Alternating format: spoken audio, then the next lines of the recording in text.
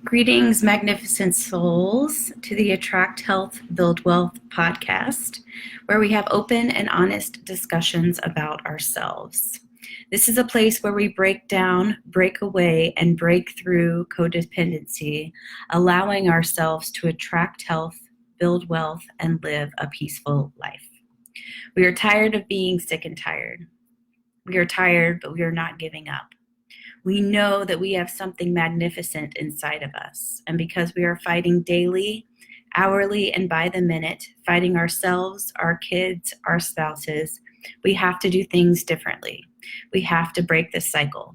We don't have a million chances. We have to be happy now. We have to find a way. So how do we do that? How is that possible? If you look around at what society is telling you, they'll tell you that what we're doing is impossible. Yet it's happening every single day. And it's happening through the practice and the love that we call awakening the magnificent soul. We are all magnificent souls, and these are our stories of healing.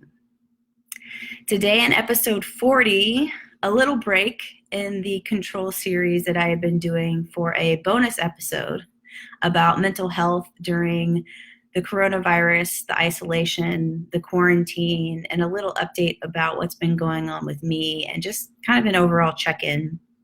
But before we get into the discussion, don't forget to let me know your thoughts about this episode, any feedback you have, or anything you'd like me to cover on future podcasts at epiphanyvault.com. Remember, you can share anonymously. It is a safe place, and I would welcome the discussion.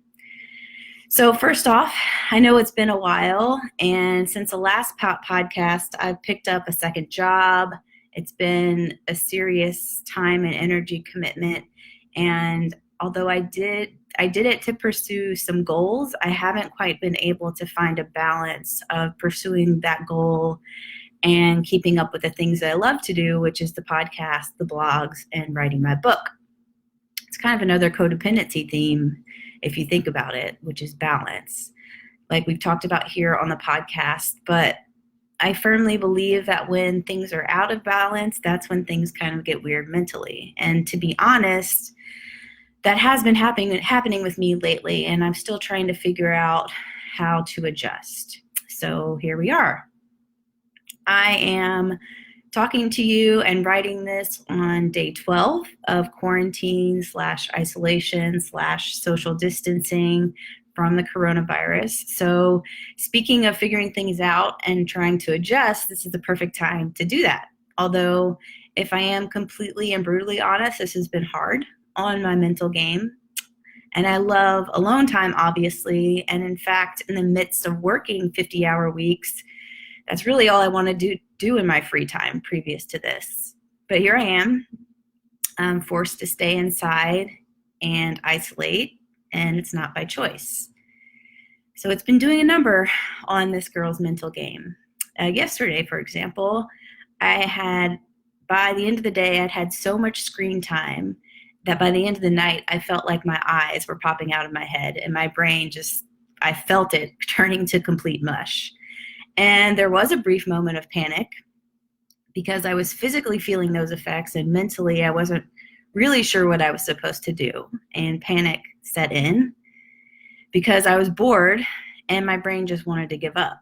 And thankfully, I picked up a hard copy book and settled things down, took some breaths and settled down and had a good night's sleep. But what I really want to know is, how have you all been mentally through all of this? Me, overall, it's been pretty rough.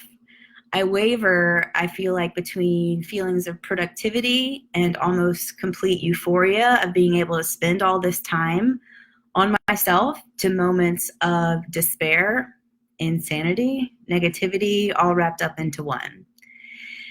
And because of the unknown, because of this overwhelming burden I'm feeling on my shoulders, and I do think that it has something to do with the collective consciousness of fear, and when I forget to breathe, and when I forget to remain present in my being, I guess I experience moments of what I can only describe as cabin fever.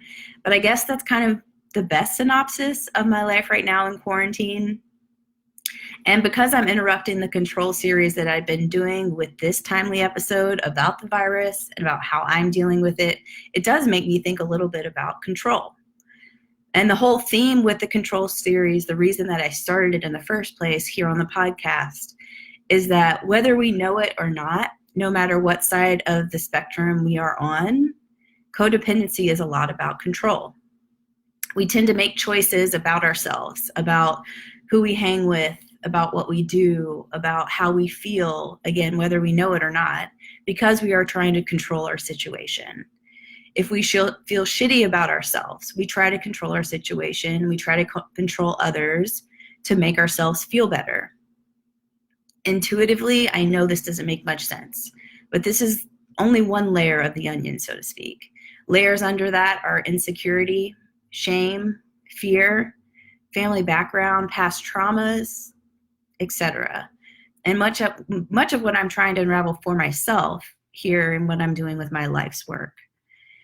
So my question is, on top of these codependent characteristics, how are you feeling about the lack of control that you have right now? Being forced to stay home, not being able to work perhaps, struggling financially because of that. And what can we do if we are struggling to at least control our mental attitude and do what we can to control what we actually can control? And how that might be helpful in this time of coronavirus and the crisis. Personally, I think that my codependency has been triggered by this lack of control from a more societal and holistic perspective. But if you're listening and you're thinking that you may be in a codependent relationship, that you could be, or you could have a spouse, a partner, a friend, a daughter, how are you feeling? This sudden change of situation can be hard on both parties. But if I had to guess, one person in the codependent relationship is not dealing with it as you would. Maybe not communicating well. Maybe being overly dramatic and unpractical. Maybe reverting to alcohol, to drugs, to shopping, or food, or maybe even that's you. Maybe not sharing a lot of the responsibilities. Maybe at the beginning it was fun because it was different. It was time together, but now it's turned sour somehow. And if any of those rang true, I'm going to pause here so you can mentally or physically take a note to breathe. Please use this time as a reflection. If you're feeling out of balance right now, please note. Write it down. If you feel so compelled, revisit it later and ask yourself why you might be feeling that way. Ask yourself. This is important. I repeat, ask yourself. Don't ask if the other person is okay.